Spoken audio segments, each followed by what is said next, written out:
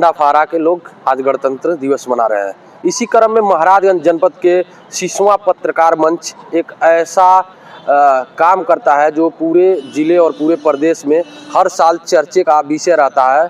जो शहीदों के नाम पे लोग राजनीति करते हैं और शहीदों की बात करते हैं, वही शहीद को 1 या 2 दिन के लिए सरकार और जो लोग होते हैं, राजनीतिक लोग होते हैं, उनको सम्मानित करते हैं। उसके बाद उस शहीद परिवार को भूल जाते हैं।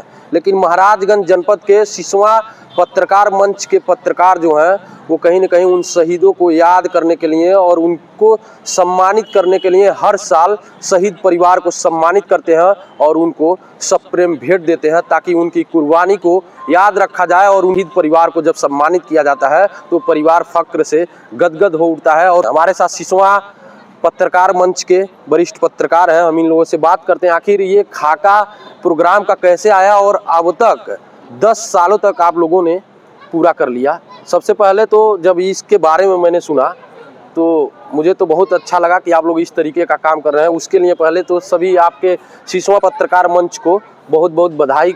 सबसे पहले तो सर, ये आइडिया कैसे आप लोगों को आया? एक्चुअली हुआ क्या कि कई जगह इवेंट होते रहते हैं। जी। हम लोगों ने देखा कोई कल्चरल प्रोग्राम करता है, कोई रंगारंग कार्यक्रम आयोजित करता है, लेकिन एक जो अछूता पहलू था कि शहीद के जब शहीद होने पर तो सरकार या समाज के लोग भी बहुत ज़्यादा उनको वो समर्थन देते हैं, लेकिन होता क्या है कि फिर बाद में चल के सब लोग भूल जाते हैं, उनको कोई याद नहीं रखता है। तो अचानक एक बार दिमाग में आया और सारे पत्रकारों ने मिल के बैठ के इस पर हम लोग चर्चा किया कि एक हम लोग भी इवेंट किया जाए जिसमें हम उनको चुने जो हमारे देश के लिए शहीद हो चुके हैं, शहादत दे चुके हैं।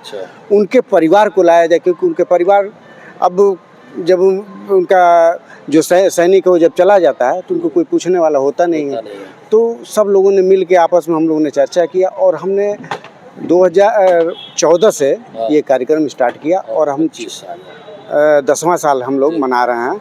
और हर साल हम कहीं मतलब महाराजगंज के तो जितने हमारे मिलने वाले हैं जो यहाँ पे परिवार है उनको तो हमने सम्मानित कर दिया है।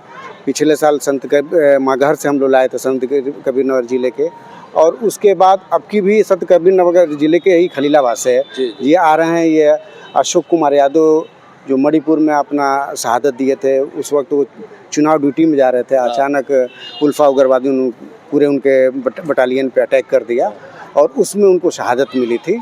तो उनके परिवार को हम लोग बुलाए हैं और उनको हम सम्मानित करेंगे। अब तक आप लोगों ने कितने शहीद परिवार को सम्मानित कर चुके हैं? 10 साल हुआ तो कम से कम हम लोग 15 लोगों को सम्मानित कर चुके हैं। पहले 2-2 3-3 लोग आते थे, अब एक लोग आते हैं।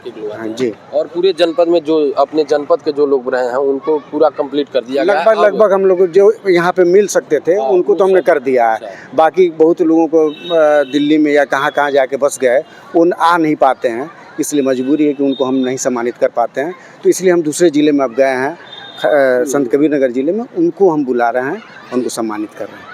क्या महसूस करते हैं उस परिवार को सम्मानित करके? वो बहुत भावुक क्षण होता है उसको यहाँ के लोग मतलब रोने लगते हैं देख के, उस सिचुएशन को देख के। और सबसे बड़ी चीज़ ये इसमें हम लोग किसी भी राजनीतिक इन्वॉल्वमेंट नहीं रहता हम लोग का। यहाँ के समाज के लोग उसमें अपना जितना भी कंट्रीब्यूशन कर सकते हैं वो करते हैं और उन्हीं के बदौलत ये कार्यक्रम भी ऑर्गेनाइज होता है। लेकिन हाँ, यह है कि इसमें आगे का जो रोल होता है वो पत्रकारों का होता है और पत्रकार अपना समय देते हैं और इस कार्यक्रम को तैयार करते हैं। शहीद परिवार को क्या सम्मानित कैसे करते हैं आप लोग? क्या उनको सप्रेम भेंट क्या? पहले हम लोग उनको गिफ्ट वगैरह देते थे जी। तो लगभग सबके घरों में कुछ ना कुछ सामान रहता है। तो अब हम लोग एक अमाउंट, निश्चित अमाउंट होता है जो उनको कैश के रूप में उनको हैंड ओवर करते हैं और उनको सम्मान पत्र देते हैं और उनको ट्रॉफी जो मोमेंटो होता है ये चीज़ देते हैं। ये बताइए, पत्रकारों के लिए कितना मतलब आसान ये प्रोग्राम करना कितना कठिन होता होगा? कैसे आप लोग पत्रकारों को, लोग कहते हैं कि पत्रकार को आए दिन लोगों का नज़रिया देखने का कुछ और रहता है, लेकिन ऐसे में ये पत्रकार अगर इस तरीके का काम कर रहे हैं तो कैसे कर पाते हैं आखिर? जी, समाज के लोगों को भी बहुत बड़ा योगदान रहता है।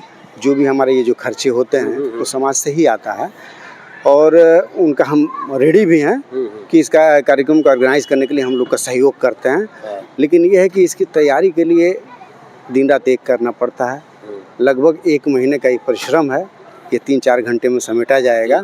और उसके बाद आप कार्यक्रम देखने के बाद ही पता चलता है, मूल्यांकन होता है कि कार्यक्रम किस तरह का है। नहीं, वो तो देखने से यहाँ की भव्यता ही बता रही है। अगर कुछ अच्छा करने की सोच हो तो समाज भी और सब लोग साथ देते हैं। हमारे साथ और भी लोग हैं, इनसे बात कर लेते हैं। ये जर्नलिस्ट प्रेस क्लब के अध्यक्ष हैं हमारे भाई विकास रौनियार जी। सबसे पहले तो आप अध्यक्ष बने उसके लिए बधाई हो, और इस तरीके का आप लोग कार्य कर रहे हैं उसके लिए धन्यवाद।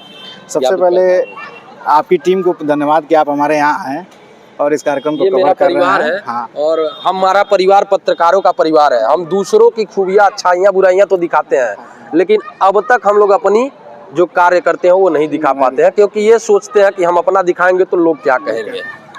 तो आप बताइए इस प्रोग्राम को लेकर। नहीं, ये पत्रकारों द्वारा जो ये कार्यक्रम किया जा रहा है ये काफ़ी सराहनीय कार्यक्रम है। चूँकि इसमें ये शहीद परिवार को सम्मान करने का कार्यक्रम किया जाता है सिसवा पत्रकार मंच द्वारा। इसमें विगत आज इसी ये 10वां वर्ष है। 10 वर्ष में हर बार अलग अलग परिवारों को यहाँ बुला के सम्मानित कराया जाता है, और इसके लिए सभी सिसवा वासियों का सहयोग रहता है। उसके साथ साथ विद्यालयों के बच्चे यहाँ सांस्कृतिक कार्यक्रम भी करते हैं यहाँ पे। हाँ। क्या अभी प्रोग्राम कब से ये होने वाला है? और प्रोग्राम की तैयारियां आप देख ही रहे हैं, लगभग अंतिम दौर हो गई है। अभी हमें लग रहा है कि आधे घंटे के अंदर कार्यक्रम ये चालू हो जाएंगे, जैसे ही यहाँ चीज़ें लोग इकट्ठा होने चालू। जब ये प्रोग्राम की तैयारी आप लोग बनाते हैं तो कितने महीनों से संघर्ष करना पड़ता है और कितनी चुनौतियां आती हैं आप लोगों के बीच? चुनौतियां तो आप जान ही रहे हैं कि आप पत्रकार हैं तो कितनी चुनौतियां हैं। लेकिन ये है कि ये लगभग 3 घंटे के कार्यक्रम के लिए 1-1.5 महीने पहले से ही तैयारियां चालू की जाती हैं। उसे किसी भी कार्यक्रम को करने के लिए बहुत सारी समस्याएं तो आती ही हैं, लेकिन उसको अगर किनारे कर दिया जाए तो ये बहुत अच्छा कार्यक्रम है। हमें लगता है कि इस तरह का कार्यक्रम अपने जनपद ही क्या अपने पूरे पूर्वांचल में इस तरह का कोई कार्यक्रम नहीं होता है। हाँ। और यहीं महाराजगंज में भी बहुत से सरकारी और प्राइवेट में आयोजन होते हैं, लेकिन इस तरीके का नजरिया शहीद परिवार पे किसी का नहीं गया अब तक। तो आप लोग कर रहे हैं, बहुत बड़ी बात है।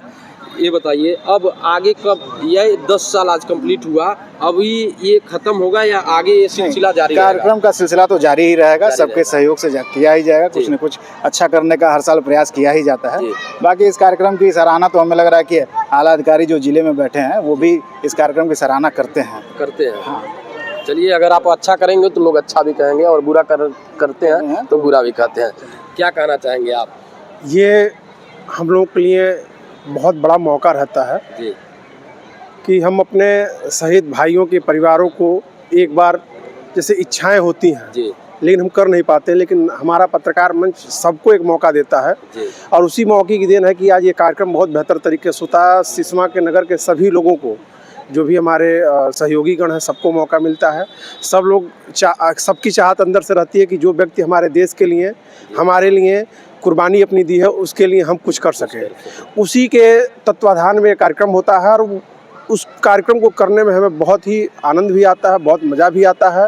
और हमें इस बात का हमें गर्व है कि हम अपने शहीद भाइयों के लिए नहीं कुछ कर सकते हैं तो कम से कम उनको सम्मानित और उनको एक स्थान देने का प्रयास करते हैं।